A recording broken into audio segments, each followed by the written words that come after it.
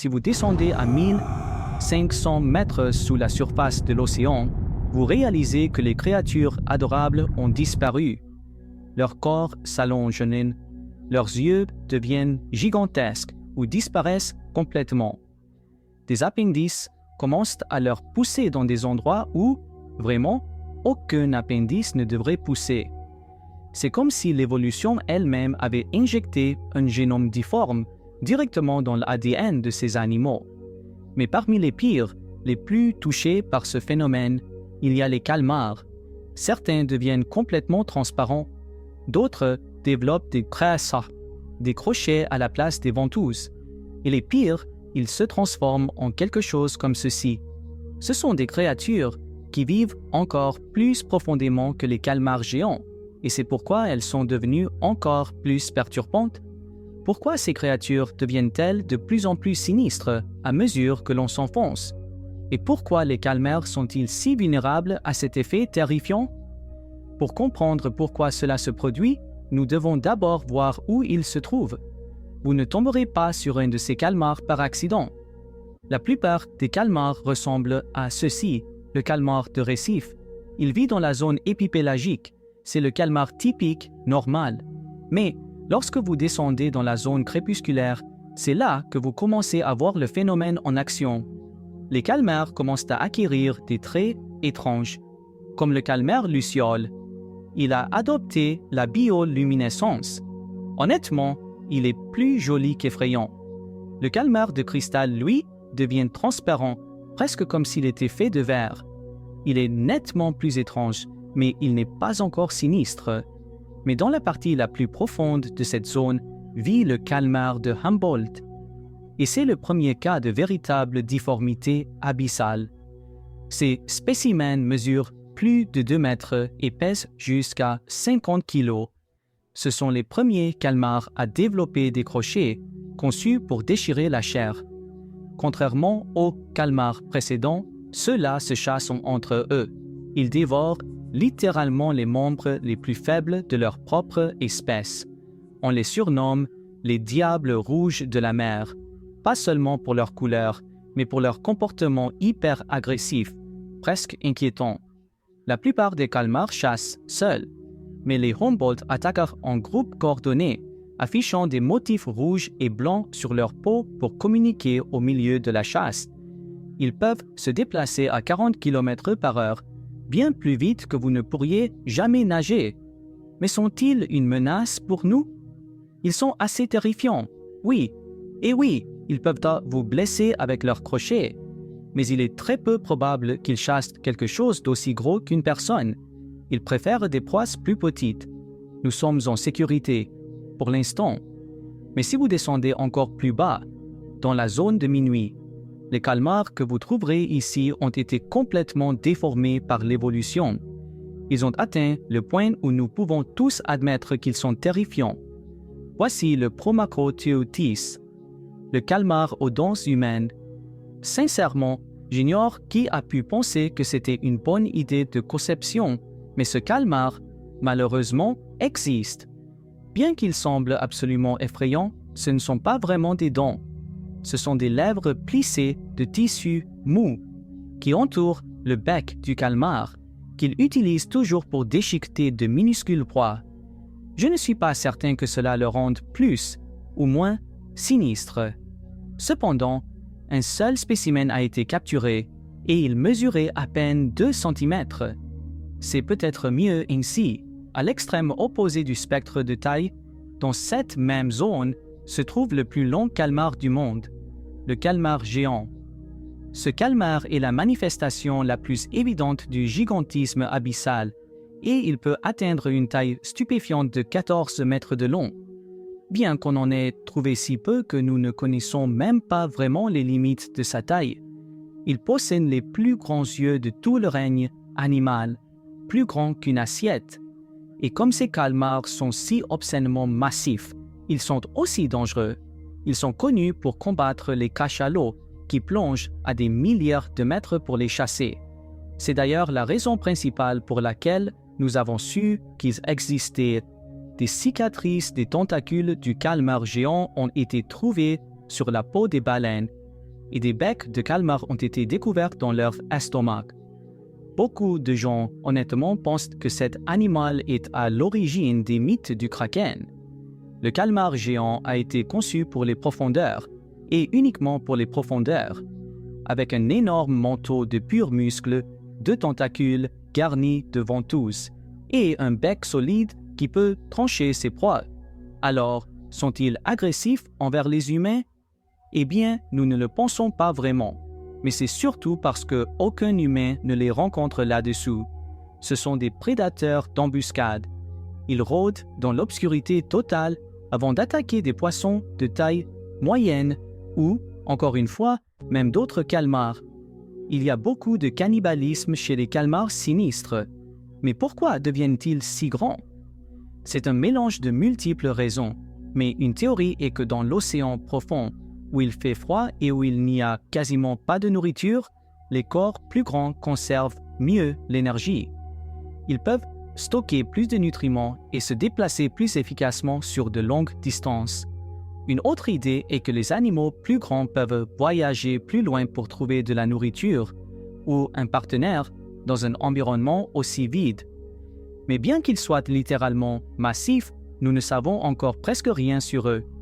Nous ne savons pas combien ils sont, combien de temps ils vivent, comment ils se reproduisent ou où ils pondent leurs œufs. D'une certaine manière, c'est ce qui les rend si intéressants, mais ce ne sont même pas les calmars les plus effrayants, parce que nous n'avons même pas approché le fond de l'océan. Encore plus profonde que la zone de minuit, il y a la zone abysso-pélagique, aussi appelée la zone abyssale, ou vous pouvez simplement l'appeler l'abysse, parce que c'est fondamentalement ce que c'est. Un vide infini et sombre qui s'étend de 4000 à 6000 mètres sous la surface. À ce stade, il est impossible pour la lumière du soleil de pénétrer. La pression ici est immense, et comme il n'y a pas de lumière solaire, la température est à peine au-dessus du point de congélation. Toute la vie ici semble se déplacer dans une sorte d'inquiétant ralenti. Il n'y a pas de plantes, et la majeure partie de la nourriture n'est que de la neige marine, qui tombe d'en haut. Alors, qu'est-ce qui vit ici? Seulement des créatures hautement spécialisées, et bien sûr des calmars. L'Asperotheutis est un calmar incroyablement mince, mais incroyablement long, atteignant jusqu'à 4 mètres et demi. Et tout ce qu'il fait, c'est simplement flotter. Il est presque entièrement gélatineux. Et nous ne savons pas grand-chose sur lui, en raison de la profondeur où il se trouve. Mais au fond de la zone abyssale se trouve le seul calmar plus lourd que le calmar géant, le calmar colossal. Écoutez, je sais que ces noms commencent à devenir déroutants. Restez avec moi. Le calmar colossal est en fait une espèce de calmar complètement différente du géant, et ils ne sont pas du tout étroitement liés. Le géant est long, mince et rapide. C'est pourquoi c'est un prédateur d'embuscade. D'un autre côté, le calmar colossal est plus court, mais mesure quand même près de 11 mètres. Il est épais et massif. C'est aussi un prédateur d'embuscade, mais d'une manière légèrement différente. Il détecte de faibles mouvements dans l'obscurité, puis attaque avec des tentacules armés de crochets qui pivotent et se plantent dans la chair. Une fois qu'il a sa proie, le calmar la ramène vers lui et la déchiquette avec son bec géant. Et ce bec est capable de trancher l'os. C'est un véritable champion poids lourd chez les calmars. Le plus lourd enregistré dépassait 1000 livres, environ 495 kilos. On s'attend à ce que les plus lourds puissent atteindre les 1300 livres. Chaque œil est également gigantesque, environ 27 cm de diamètre, surpassant le calmar géant. Alors, qui gagnerait dans un combat? Honnêtement, c'est serré. Le calmar géant a la longe, avec ses longs tentacules qui peuvent frapper à distance, et il est plus rapide et plus agile. Mais le calmar colossal est un tank. Étant plus lourd, plus épais et armé de crochets rotatifs au lieu de simples ventouses, il serait probablement capable d'agripper le calmar géant et de le mettre en pièces. Dans un combat rapproché, le calmar colossal dominerait probablement le géant, par la force brute. Mais cela n'arriverait jamais vraiment, parce qu'ils ne vivent pas au même endroit. Le calmar géant reste dans la zone de minuit, où il chasse dans des mers légèrement plus chaudes et riches en oxygène. Le calmar colossal, en revanche, ne se trouve réellement que dans la zone abyssale de l'Antarctique, et c'est trop profond pour que les calmars géants s'y aventurent. Ce qu'ils ont en commun, c'est que le géant comme le colossal sont chassés par un ennemi massif, le cachalot. Ces baleines plongent à des milliers de mètres dans l'obscurité totale, juste pour les chasser, en utilisant l'écolocalisation pour les trouver. Lorsque les baleines remontent de ces plongées, leurs têtes sont souvent couvertes de longues cicatrices circulaires. Parce que ces chasses ne sont pas faciles, il y a des marques de ventouses et des blessures de crochets issues de batailles avec les deux calmars. À l'intérieur de l'estomac des baleines, les scientifiques ont trouvé des becs géants. La seule partie d'un calmar qui n'est pas digérée. Et qu'y a-t-il d'encore plus profond que cela? La seule chose en dessous de la zone abyssale est la zone hadale, le fond absolu de l'océan. Elle commence autour de 6000 mètres de profondeur et atteint le point le plus profond de la Terre, la fosse des Mariannes, à près de 11 000 mètres sous la surface. Et ce qui vit ici, c'est, fondamentalement, rien. Parce que c'est si profond, rien ne vit vraiment ici, à part quelques organismes simples, et le calmar le plus terrifiant qui ait jamais existé. Au fond de l'océan existe le Magna Pinna, aussi connu sous le nom de calmar à grande nageoire. Je laisserai les photos décrire ce calmar. Ce que fait ce calmar, eh bien, nous ne le savons pas. Nous n'en avons jamais capturé un vivant. Nous n'avons jamais étudié un adulte complet. Et nous savons seulement qu'ils existent grâce à des captures de caméras granuleuses, comme celle-ci. On suppose qu'ils ne nagent pas, mais qu'ils se contentent plutôt de flotter. Et ceux que nous avons trouvés mesurent environ 6 mètres de long. Ils sont toujours plus petits que les calmars géants. Mais sincèrement, je préférerais rencontrer un calmar géant que, quoi que ce soit que cela puisse être. Nous ne connaissons pas les limites de taille de cette chose, car nous n'avons trouvé que des juvéniles dans les profondeurs. Pourquoi? Pourquoi ce calmar a-t-il évolué pour devenir si sinistre? Eh bien, on suppose que beaucoup de cela est lié à la survie, pas seulement pour créer des cauchemars au fond de l'océan pour le plaisir. Le mouvement brûle de l'énergie, et l'énergie est hyper précieuse à une telle profondeur. Donc, au lieu de nager, le Magna Pinna est mieux conçu pour ne pas chasser constamment, ni fuir les prédateurs.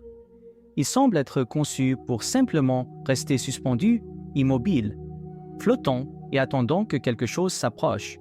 Le coude qui se plie dans chaque bras l'aide à contrôler son réseau de tentacules. En gardant ses bras en angle, le Magna Pinna peut flotter et les diriger, sans les emmêler. Même sa peau incolore et translucide est pratique. Bien que la lumière n'existe pas ici, si un prédateur venait à briller ou à utiliser la bioluminescence, la transparence signifie que le Magna Pinna ne reflète presque rien. Ceci, bien sûr, est de la spéculation, car nous n'avons aucune preuve réelle. Mais c'est la réponse la plus probable et la meilleure que nous ayons jusqu'à présent pour expliquer pourquoi ils sont devenus si terrifiants. Bien sûr, terrifiant ne signifie pas nécessairement dangereux. Pour autant que nous le sachions, ces calmars pourraient être complètement inoffensifs pour les humains. Mais honnêtement, la partie effrayante à leur sujet, c'est tout ce que, littéralement, nous ignorons. Ils vivent si profondément que nous en savons beaucoup plus sur les calmars géants en comparaison, et nous ne savons presque rien sur les calmars géants. Si quelque chose comme le calmar Magna Pinna existe là-dessous, quoi d'autre pourrait rôder que nous n'avons pas encore vu? La vérité, c'est que nous avons exploré moins de 5% de l'océan profond, ce qui signifie qu'il pourrait y avoir des douzaines d'espèces de calmars non découvertes. Certaines, potentiellement, encore plus grandes que les plus grandes que nous connaissons. Certains scientifiques pensent qu'il pourrait y avoir des parents plus grands du Magna Pinna que nous n'avons jamais captés par caméra, qui se déplacent si lentement que les submersibles pourraient passer juste à côté d'eux, sans s'en rendre compte. Même les calmars que nous connaissons, le géant, le colossal, le cristal, ils ont tous été fondamentalement découverts par accident.